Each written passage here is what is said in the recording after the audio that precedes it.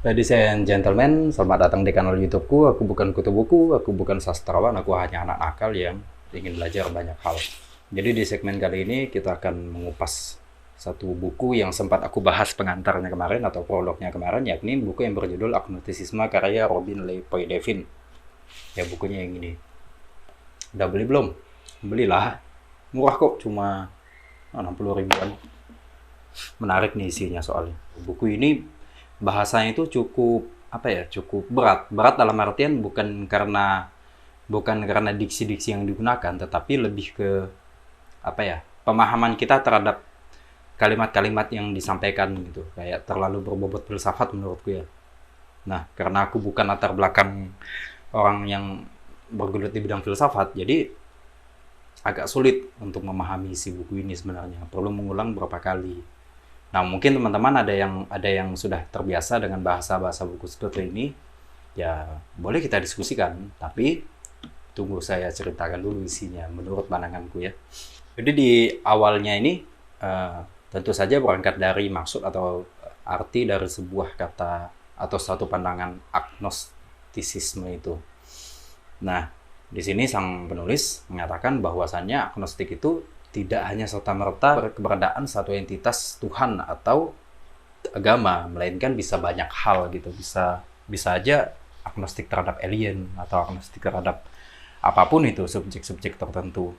Namun bagaimana itu bisa terjadi ya kita kupas pelan-pelan di sini. Jadi ada istilahnya agnostik lemah versus kuat. Agnostik lemah itu adalah orang yang agnostisisme dalam dalam hidupnya itu hanya berangkat dari masalah pribadi dia. Nah, sebaliknya, agnostik kuat ini adalah satu individu atau golongan yang menerapkan pandangan agnostisisme terhadap satu subjek atau satu entitas itu dengan menerapkan kriteria-kriteria yang sangat ketat. Di mana hal itu tentu saja mungkin sulit untuk diperdebatkan gitu karena kriterianya sudah sangat ketat.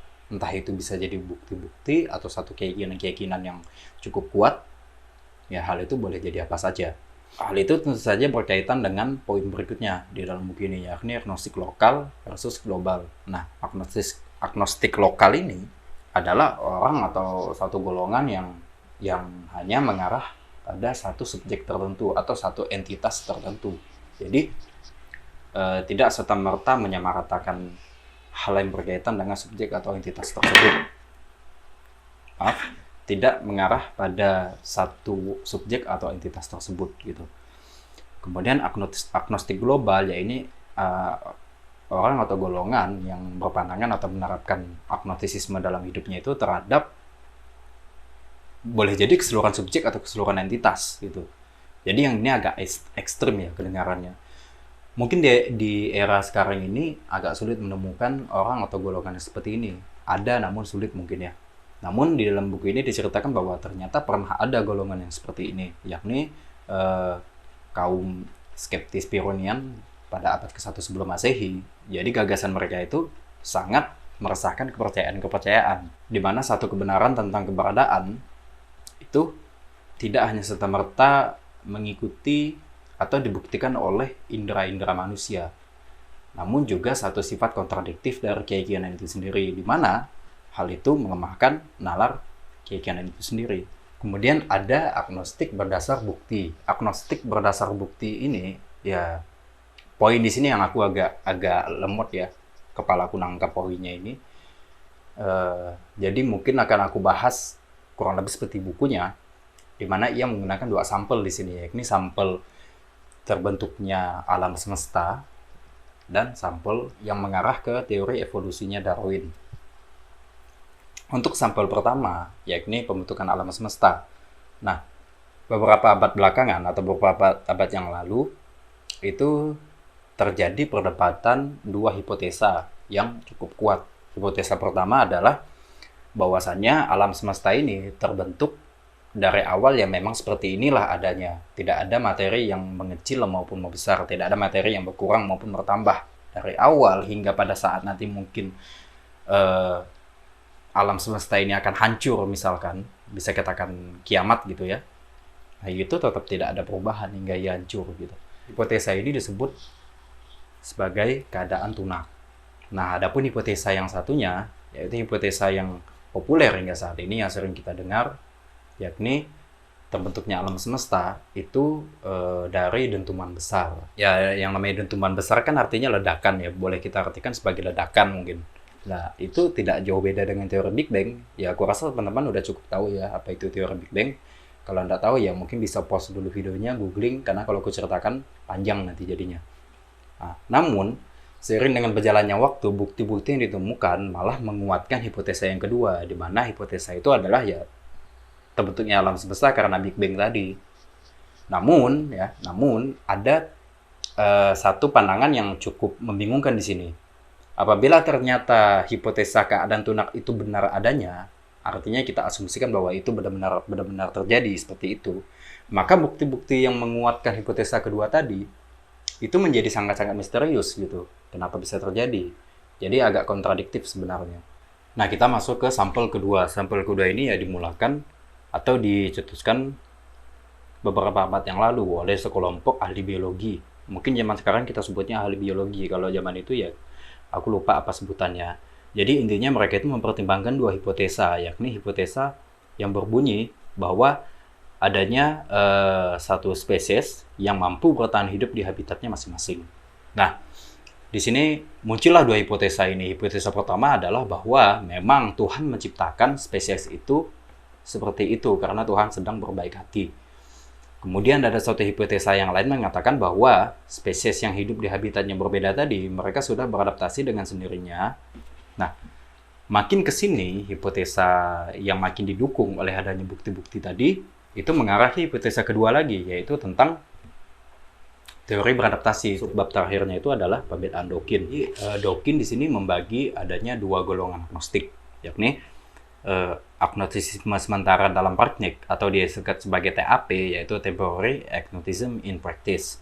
Kemudian ada juga agnostik yang kuat secara prinsip atau ia singkat PAP, yakni Permanent Agnosticism in Principle. Jadi sederhananya teman-teman, kalau yang aku tangkap dari bukunya, agnostik lemah dalam praktik yakni ya orang-orang yang agnostik terhadap yaitu tadi sama persis dengan kombinasi antara agnostik lokal dan agnostik lemah. Misalnya, boleh jadi orang itu punya agama, namun ia agnostik terhadap beberapa sifat ketuhanan. Atau mungkin ia meyakini dengan sifat ketuhanan dan ia meyakini dengan satu agama, namun ia tidak meyakini atau meragukan satu bentuk atau satu metode dalam menjalani agama tersebut. Itu boleh jadi apapun, atau bahkan ia mempercayai semua hal namun ia tidak meyakini atau agnostik terhadap sejarah dari agamanya. Adapun yang agnostik kuat secara prinsip tadi, ya ia sudah kuat secara prinsip dalam artian gabungan dari agnostik global dan agnostik kuat. Sementara agnostik lemah tadi, mereka masih memiliki optimistis gitu dalam pandangannya, sehingga ketika bukti-bukti itu muncul, maka dengan sendirinya agnostisisme mereka itu menguap atau melemah. Nah, kenapa agnostisisme yang PAP ini, yang kuat secara prinsip ini bisa ada ya? Sederhananya pandangannya seperti ini. Misalnya di depan kita ini ada buah apel yang berwarna merah. Bisa jadi bila saya melihat apel itu saya mengatakan merah, namun teman-teman mengatakan hijau. Entah mungkin karena teman-teman tidak mengerti definisi merah dan hijau, atau mungkin boleh jadi teman-teman buta warna, misalnya buta warna total. Jadi ya mereka sudah kuat secara prinsip gitu. Namun di sini aku berpandangan seperti ini ya. Artinya tidak ada agnostik yang benar-benar kuat, teman-teman. Ya, wajar saja apabila orang yang memandang apel merah menjadi warna hijau, ya mungkin karena dia belum dites. Selama dia dites kan dia tidak tahu dia buta warna. Maka dari itu aku bilang tadi, agnostik kuat ini sepertinya agak langka untuk era sekarang ini, agak langka ditemukan gitu. Kebanyakan orang mungkin agnostik hanya dalam beberapa poin gitu. Hanya dalam beberapa subjek atau hanya kepada entitas-entitas tertentu. Dawkins di sini mengajak kita untuk masuk ke dalam skala yang ia buat, yakni skala sikap, di mana di situ ada kategori 1 hingga kategori 7. Kategori 1 itu isinya adalah orang-orang yang 100% percaya dengan keberadaan Tuhan. Nah, orang di kategori 7 itu 100% tidak percaya dengan keberadaan Tuhan. Nah, di sini Dworkin meletakkan dirinya di skala 6, namun condong ke arah 1. Artinya ia hampir-hampir tidak percaya dengan Tuhan, namun bukan berarti dia menolak atau membantah bahwasanya Tuhan itu ada.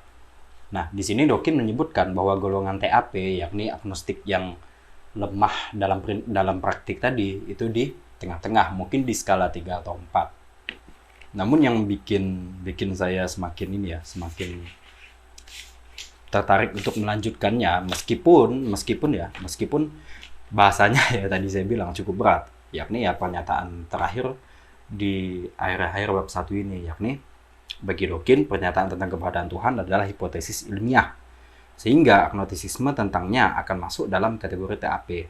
Pertanyaan ilmiah yang sebenarnya adalah pertanyaan yang pada prinsipnya dapat kita jawab. Namun, menurutnya, mengingat apa yang sekarang kita ketahui tentang asal-usul ras manusia dan asal-usul kepercayaan agama, agnostisisme tidak lagi dibenarkan. Haruskah kita setuju? Kita akan menangani ini nanti. Jadi ya cukup menarik, bahkan seorang yang seperti Dworkin sendiri tidak membenarkan pandangan agnostisisme itu. Ya, jadi terputuslah pembahasan kita di sini kan. Ya, karena aku belum selesai baca bukunya. Jadi gimana teman-teman? Untuk di awal babnya, apakah teman-teman tertarik untuk membeli atau mungkin membaca bukunya? Karena kalau orang yang beli buku belum tentu dia baca buku kan, biasanya kan cuma simpan. Mungkin nanti pacarnya datang, pacarku rajin baca buku dan segala macam. Ada orang seperti itu. Percaya nggak percaya pasti ada, dan aku rasa kalian juga pasti pernah menemukan orang seperti itu. Namun ya aku sarankan aja kalau beli buku ya dibaca, sayang kan. Ya aku rasa untuk bab 1 sendiri udah cukup memberikan kita sudut pandang baru ya, dimana artinya ya kita nggak gampang terjebak dengan cap agnostik gitu. By the way,